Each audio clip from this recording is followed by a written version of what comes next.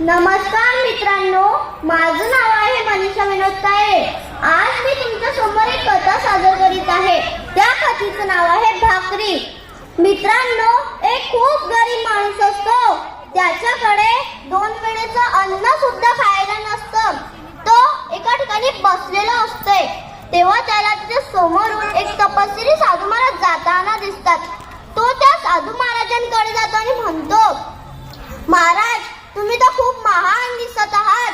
तुम्ही माझं नशीब बघून सांगा, माझ्या नशिबात लिहिलं काय आहे? कारण मला 2 वेळेचं अन्न सुद्धा मिळत नाही। मरणाच्या आयुष्यात नुसतं दुःख दुःख। तेव्हा ते साधू महाराज म्हणतात, ठीक आहे, काही वेळ डोळे बंद करून ते साधना करतात आणि काही वेळानंतर ते डोळे उघडतात आणि त्या गरीब माणसाला सांगतात, तुझ्या आयुष्यात इथून पुढे फक्त 20 भाकरी दिलेल्या आहे, त्याच्या व्यतिरिक्त तुझ्या आयुष्यात काहीच नाही। तेव्हा तो गरीब माणूस म्हणतो, महाराज, तुम्ही तर खूप ज्ञानी आहात, विज्ञानी आहात। तुम्ही एवढं मोठं भविष्य बघतात, तर असं काहीतरी करा, त्या 20 भाकरी मला आत्ताच्या आत्ता मिळेल। तेव्हा ते साधू महाराज म्हणतात, अरे, तुझ्या आयुष्यात तर फक्त 20च भाकरी दिलेल्या आहे आणि त्या आता मिळेल, करशील तरी काय? तेव्हा तो गरीब माणूस म्हणतो, महाराज, कधी त्या 20 भाकरी मला आत्ता मिळाल्या तर खूप बरं होईल। तेव्हा ते साधू महाराज आपल्या काही शिष्यांना त्याला त्या 20 भाकरी आणून देतात। तो खूप खुश होतो, कारण त्यांना आजच्या पुढे एवढं जेवण कधी बघितलं नव्हतं। तो अर्धी भाकर खातो, मग 1 भाकर खातो, अजून अर्धी भाकर खातो, तेवढ्यात त्याचं पोट खूप भरून जातो।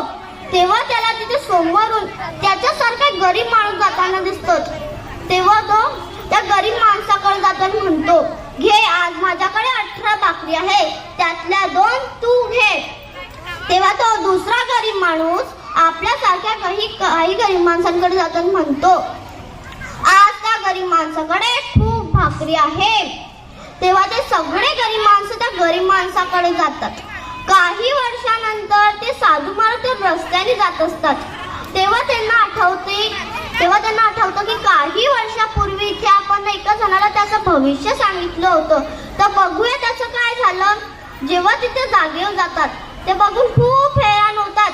ते बघतात तरी काय, तो माणूस खूप धनवान झालेला आहे। तिथे एक मंडप बांधलेला आहे, मंडपात खूप सारे लोक जेवण करत आहे आणि जेवणात तरी स्वादिष्ट पक्वान आहे। जेव्हा ते साधू महाराज त्या माणसाकडे जातात, त्याच लोकांनी मला घर घेऊन दिलं, त्यांनीच मला व्यवसाय चालू करून दिला। आज माझा व्यवसाय माझी बायको बघते आणि मी लोकांना जेवण घालतो। मित्रांनो, जेवढं लोकांना वाटतं त्याच्यापेक्षा दुप्पट पटीने तुम्हाला मिळतं। निसर्गाचा नियम आहे। काही लोकांना असा गैरसमज होतो, आपण मदत करावी तर नुसती पैशानेच करावी। मित्रांनो, असं नाही। दुसऱ्याला आपल्यापासून ज्ञान देऊ शकतो, आपण दुसऱ्याचं मार्गदर्शन करू शकतो आणि आपण एखाद्या आजारी माणसाला खाजगा देऊ शकतो। नाही काही समजलं असेल, एक छानसं हास्य तर देऊ शकतो। मित्रांनो, काही लोक असं समजतात, आपण ज्याला मदत केली त्यानेच आपली मदत करावी, पण असं नाही। त्याचा वळ निसर्गाकडून सुद्धा मिळतो।